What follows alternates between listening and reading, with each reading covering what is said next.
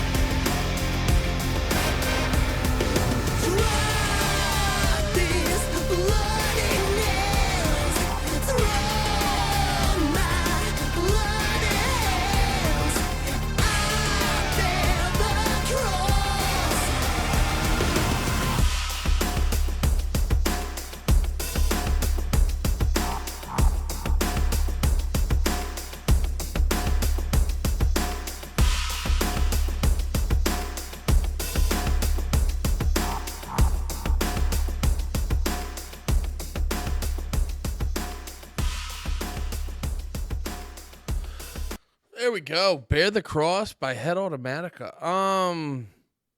Yeah, man. So, how do I put it? Let's start with the good, because I know what I didn't like about that. But let's front load it with good. Grooved very hard, very.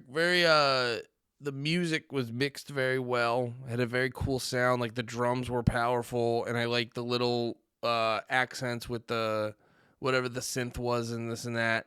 And it just had a good driving feel.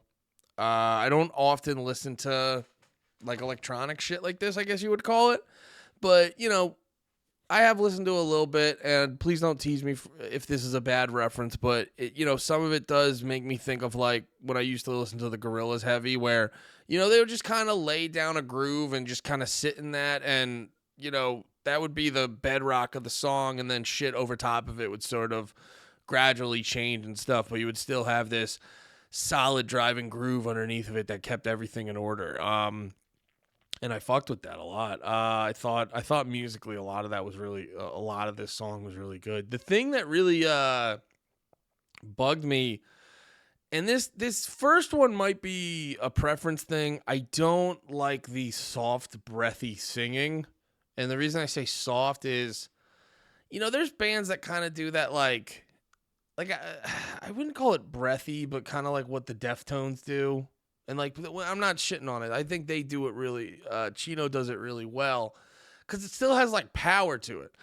In this, the like breathy singing, it just didn't feel like it had a lot of power to it. It felt like, when how some bands, when you listen to them and they overdo the effects because the lead singer doesn't have a strong voice, it felt like there was a minor. You were.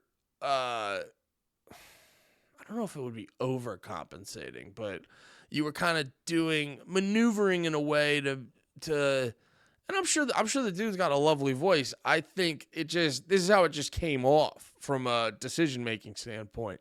It just reminded me of those times you hear a band and the lead singer kind of does a little weird thing to kind of cover up the fact that he may not be able to like sing and this and that. Now, I don't know if this dude can actually sing or not. I'm just saying how it came off on this particular song. So I wasn't a huge fan of that, but I'm listening to it going like, dude, if you just tweak it a little, if you just kind of like fucking, step out front and just hit it, this could rip so much harder. It could go from like a good song to a great song very easily. And then the other part that really kind of hurt my enjoyment of it was just the weird shit with the guitar on the choruses. That was very weird, and it didn't match up. And it just took away from a lot of the other shit. But I didn't hate this song. It just was a little clunky. Like, that's kind of what bummed me out and why I might come off a little harsher than on a lot of my shit. Just because this song was very good, maybe when the album comes out, kind of how Kanye does, how he fucking remixes an album 17 times before he actually puts it out. Maybe kind of do a once over, blend it in a little bit better. Definitely do something about that guitar on the choruses. That shit is very weird. And then I personally would have a better time with this if the vocals came in with a little bit more presence. But besides that, I think this song was pretty good, and there's a lot of potential here and shit like that. But yeah, there we go. All right. Hopefully that didn't piss off too many Head Automatica fans. Yeah, thanks for watching, guys. I love you all. Have a good one. Be about a peace.